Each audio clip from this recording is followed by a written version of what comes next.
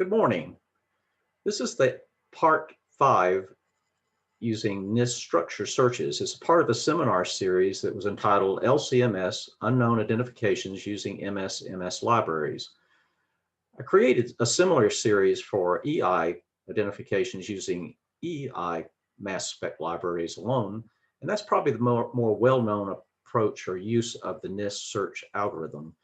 But here, I know from our results at Eastman, the LCMS searches of MS libraries using the NIST search software is very valuable also, but probably less utilized. So I wanted to share that with people to give you an idea of what types of things you can do. And this is part 5 of that. Each part of the seminar series has a very detailed handout. So I will only talk about some of the things today in this video, in this YouTube video. So if you need to know more information on how to set it up, you'll need to go through the handout that's on the website. And all of that's on my website, including resources. The overall series was 8 parts, and this is just the part about doing structure searches. We've already discussed the ones for doing library searches, and there'll be some other topics about creating your own libraries. Just take a look at all of these. I think you'll find them all useful in your work. So let's start out at first. We need to first talk about the NIST software itself. So let's open the NIST window. And when we need to look at it when we're doing structure searches, one of the most important things about doing searches in general in the NIST software, whether it be spectra or structures, is you have to set it up properly. And you have to go up to this little thing that looks like a vise with a red spectrum in between it and select that. And then you need to fill out the tabs appropriately to do what you want to do, whether it be a structure search or a spectrum search. All of those are in my handout, and I will not go through them today in detail. So when you get ready to do this, you'll need to set up your parameters there, and it walks you through it in the handout. Another thing you have to be aware of when you're doing structures is the filtering. You can filter things by the number of CAS numbers associated. So if you have 100 entries in the list and all of them have the same CAS number, if you select this by depressing it, it only shows you the ones that the top one that matched for the CAS number. So it simplifies the list. The other thing is this filter list. You can filter a lot of different things to make them go away to simplify the list, but it's best to turn this off when you start because you don't want to be filtering things and not be aware of it and wonder why you didn't get something in your results that should be there. So let's turn that off initially. Make sure that's depressed. Now let's go to our structure drawing program. So in my case, I'm picking ChemSketch. You could use a lot of different ones, but this is the one I'm most familiar with. Pick the one that you know how to use. Here I have 2 structures drawn in the template here, and you have to select one. So I'm circling it to select it, so I highlighted it. Now I right-click on it and say copy. It put the mole file into the Windows clipboard so that I can carry it over to the NIST program. So I go back to the NIST program, bring it back into focus, and then I go up here and I say, you might think you'd say paste. You do not. You say insert clipboard structure. The paste is for other type attributes that you might want to put into the program, but not structures. You have to say specifically insert clipboard structure so it'll know it's that mole file coming in to put the structure representation. We click on it, it says there we have our structure, say okay. And now when you left click on it up here, you'll see the structure and some information that came in with it. And what we need to do now is to do a structure search. So to do a structure search, if you go hover here for a second on this little thing that looks like a 3-membered ring, it'll come up and say structure search. I just left mouse button, select that and go, and it's going through the searches. Okay, usually if you open your software, you'll see the histogram for things that have been found. And this is a similarity search. It will find things that are similar to your structure, not exactly matches, but similar. It searched these 3 libraries, which are all the commercial libraries for the NIST, and found over 1 million total structures. Also, it tells you up here that we did a structure similarity search. We brought in 400 candidates when it was complete. Also in the bottom, it'll tell you did a structure search here also. So always keep an eye on all these different things that the search program's telling you it's doing, because you might be doing not what you want to do. So just keep an eye on it. It's a good way to keep up with what you're doing. So now we have our results down here. I will select the first one with my left mouse button, and then I'm going to use my keyboard to step down through them. So I'm using the up and down arrows on my keyboard to allow you to go quickly. You could select with the mouse, but it's I just find it quicker to do it with the keyboard.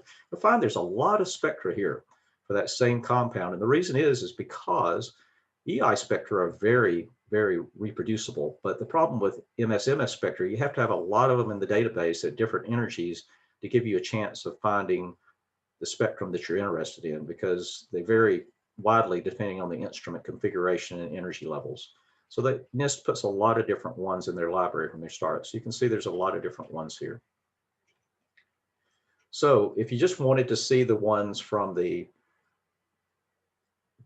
best one in that mixture, you could click on here, but of course it'll just show you one of the energy levels. And you'll see the next thing that's similar in the search is this material here. A little similar maybe. It's got an SO2 in it, but not real similar. You see the fit is falling down. Not a whole lot. It still says 1,000. So all of these are pretty high fits. But if you start looking at them, they're similar, but not. The one here is probably the most similar to what you're looking for. So let's open it back up to show them all. And then we'll go up here to this other filter. You can see a lot of these, instead of having the M plus H only, it's got some adduct that was attached to that molecule. So you might not want to see that. Maybe you're just only interested in M plus H. Let's come up to your filter. Let's enable it. And we will not select all other. If you had all other, it'll have all of those. We'll just say we want M plus H and do it again. And now you can see we only have M plus H ions in our list. So that's kind of handy. But again, since we'll plan on doing another search, I'll turn that back off for a minute, just to make sure I don't limit the next type of search I'm going to show you. I'm also going to open that back up again. So that's the similarity search for finding compounds that are similar. So the next thing we want to do for this material, let's try doing an exact. We don't want all of these things that are similar. We just want to know exactly the compound we have. To do that, it's a little not intuitive. You have to go to this setup. I'm going to our setup. And you have to pick, usually it'll be set on default. We have to put Inchy key. Inchy key, if you can see up in the top right corner, is a representation of the compound in an ASCII type code. You can find it in Wiki if you want to learn about it on Wikipedia. But it's just a representation of the compound, and you have to pick that. And you don't put anything there, because if you just pick that, it'll know to pick the one out of your unknown up here, the one that you want to search by structure. And then when we search, you think, well, you just click on structure search. Well, no. You don't do that, because this is really part of the spectrum search software. So you have to think a second. You have to go to the go. We're going to do a library search, even though we're doing a structure search. So that's just might be a little confusing initially, but remember that you have to go set the Inchy key button on, and then up here, select what you want to do with your left mouse button and push go. And now you can see that we only found 70 spectra if you look up in the top, and they're all listed down here, and they're all of the compound we want. If you see what happens if you do that. If you do just one spectrum, it only shows you one energy, and that's more useful in EI. Here, you probably want to look through some of them. So we'll pick the first one, and then I'm going to use the up and down keys to step through them. And you can see the different energies. As they go up in energy, they give more fragmentations at the middle, the top, and the bottom of the spectrum. So it just depends on how you acquired yours, what ions you might get.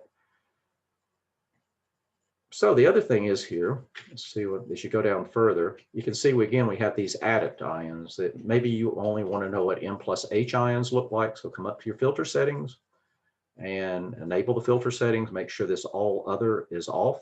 We've only got M plus H picked. You say OK, and it's taken it from the very large number down to 48 spectra now that you can step through and look. So it just simplified your results. So make use of the filters, but don't forget they're on or off, and end up getting bad results or no results or not the results that you wanted. So I'll turn that back off while I'm thinking about it. And that's pretty much how you do an exact structure search and a similar structure search. So there's a couple other things. One other thing that I wanted to talk about in here. I wanted to show you how to take something. Let's just say you want to compare this spectrum. I'm using the control key on my keyboard while I click the mouse button. And you can see that I want to pick 3 spectra just to see what they look like. I want to compare them, but it's hard to compare them all at once and without taking them somewhere. So I selected 3. using the left mouse button to get 3 of them. And I will take that to the compare window. The first thing I'll do while I have them selected is right click on them now and say copy. Now they're in my clipboard. And then I come over to the compare window. That's just a good place to work on things. But when you go over to the compare window, it's not quite set up for what you want to do. So I don't want this top part. That's kind of a waste of information. I'm just clicking on the bar and pushing it up to get rid of them. Now I have 2 spectra. I need 3 spectra in here. So I have to right click on this window and go to properties. That's how you change anything in this program you don't like. You right click on the window you want and you go to properties. And what I want to do is I want to have 3 spectra per page. And that's pretty much it. I don't want it to overwrite the contents every time I did a structure search because I want to leave it in this mode to compare things. Now I have 3. And then you have to click and say clear. So I right clicked and said clear. I got rid of what I had. But when you clear something, it doesn't overwrite what was in your clipboard. So I still have those 3 spectra at different energies here to paste in. And now I can look at them. So it's just a good place to compare things. It is a spectrum, so you can zoom it, zoom in, zoom out, and just get an idea of how things change as a function of energy. So the compare window is a good way to do that. And always, if you like that in your setup, just remember to save it to your configuration. And then this compare window will always be this way when you come back. So that's pretty much the searching structures in a nutshell. There's not much to it. You can do similar structures or you can do exact structures. Pay attention to your filters. Make sure your settings are set up right so that you pick the right libraries that you want to search.